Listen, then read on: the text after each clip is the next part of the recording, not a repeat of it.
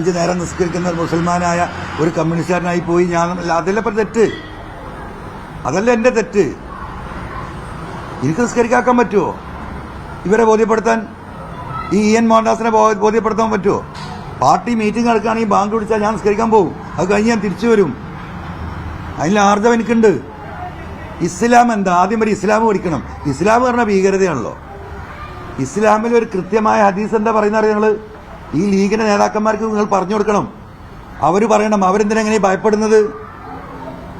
ഒരു അന്യമത സ്ഥാപനത്തിന് നേരെ നിങ്ങൾ നെറ്റിച്ചുളിച്ച് നോക്കരുത്.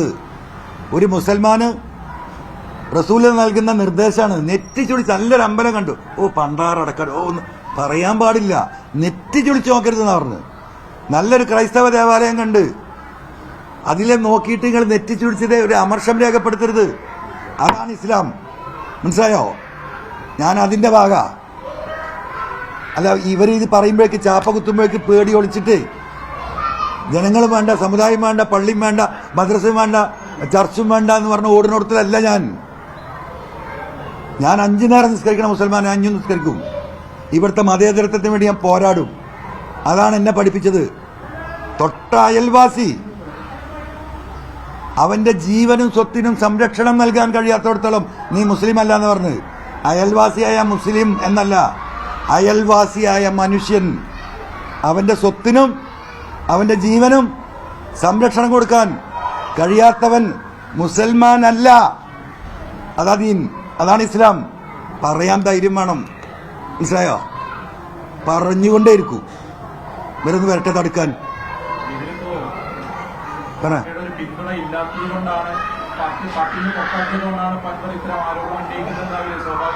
പറഞ്ഞോട്ടേന്ന്. ഇതൊക്കെ ഒരു പ്രപഞ്ച സത്യല്ലേ? ഇപ്പൊ ഈ പറഞ്ഞോണ്ടൊക്കെ കളവല്ലേ? അല്ല, എന്ത് തെളിവ് അതിന് വേണ്ടത്? ഈ പറയുന്ന 3 പ്രോജക്റ്റ് തടസ്സപ്പെടുത്തി ഞാൻ പറയാം. അതിന് തെളിവ് തരാം. ഒന്ന്, ഈ പറയുന്ന പാർട്ടിയുടെ ഒരു ലീഡർമാരും 2021 ഞാൻ മത്സരിക്കാൻ തെരഞ്ഞെടുപ്പ് പ്രചരണത്തിന് വന്നിട്ടില്ല. ₹1 പാർട്ടി ഫണ്ട് എനിക്ക് ചെലവഴിച്ചിട്ടില്ല. തെരഞ്ഞെടുപ്പ് പ്രചരണത്തിന് വന്നിട്ടില്ല എന്ന് പറയുമ്പോൾ മത്സരിച്ചത് കോൺഗ്രസ് ആണ്, വി പ്രകാശാണ്. അപ്പോൾ വി പ്രകാശിനെ CPM നേതൃത്വം സഹായിച്ചു എന്നാണ്? ഒരിക്കലുമല്ല. PV അൻവർ തോൽക്കണം. PV അൻവർ തോൽക്കണം, അത്രേ ഉള്ളൂ. അത് പാവപ്പെട്ട താക്കൾക്ക് അവിടെ അറിയില്ല. അതിന് ഏറ്റവും വലിയ തെളിവ് നിങ്ങൾ പരിശോധിച്ചാൽ നിങ്ങൾക്ക് കാണാൻ പറ്റും. നിലമ്പൂർ മുനിസിപ്പാലിറ്റി 3100 വോട്ടിരിക്കാൻ 4000 വോട്ടിട്ടുണ്ട് മുനിസിപ്പാലിറ്റിയിൽ. ആ സാധനം 1700 ഇങ്ങോട്ട് വന്നു. ആരെ വോട്ടാ പോയത് എനിക്കറിയാം. ഞാനത് പറയാൻ പോയിട്ടില്ല. പാർട്ടിയിൽ ഞാൻ ഡിസ്കസ് ചെയ്തിട്ടുണ്ട്. ഇനിയിപ്പോൾ ബൈപ്പാസിന്റെ വേറൊരു കാര്യം പറഞ്ഞുതരാം. ഏറ്റവും അവസാനം ഉണ്ടായത് ഇപ്പോൾ 2 മാസം കഴിഞ്ഞ നിയമസഭ 3 മാസമായില്ലേ? ഈ 3 മാസം മുമ്പ് ബഹുമാനപ്പെട്ട മുഖ്യമന്ത്രിയെ കാണാൻ ഒരു ബസ്സിന് ഈ ബിൽഡിങ്ങിന്റെ സ്ഥലം വിട്ട് കൊടുത്ത ആളുകൾ തിരുവനന്തപുരത്തേക്ക് വന്നു. CM-നെ കാണാൻ കണ്ടിട്ടില്ല നിങ്ങൾ? അന്ന് വന്ന് CM-മായി സംസാരിച്ചവർ പിരിഞ്ഞു. അന്ന് നിലമ്പൂരിലെ പാർട്ടി സെക്രട്ടറി ഇട്ട പോസ്റ്റ് ഓർമ്മല്ലേ? ഇവരെ കൊണ്ടുപോയി ആരാ പറ്റിച്ചത്?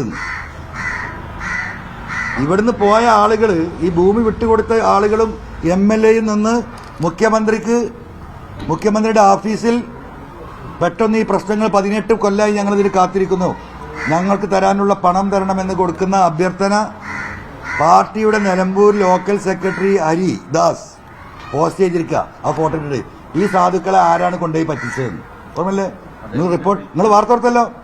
അല്ല, പിൻവലിപ്പിച്ചത് അത് വേറെ കേസ്. കൊടുത്തല്ലോ. അപ്പൊ ഇതൊക്കെ നിങ്ങൾ കൂട്ടി വായിച്ചാൽ മതി. ഇതിലപ്പുറം എന്ത് തെളിവ് അതിൽ തരാൻ പറ്റുക?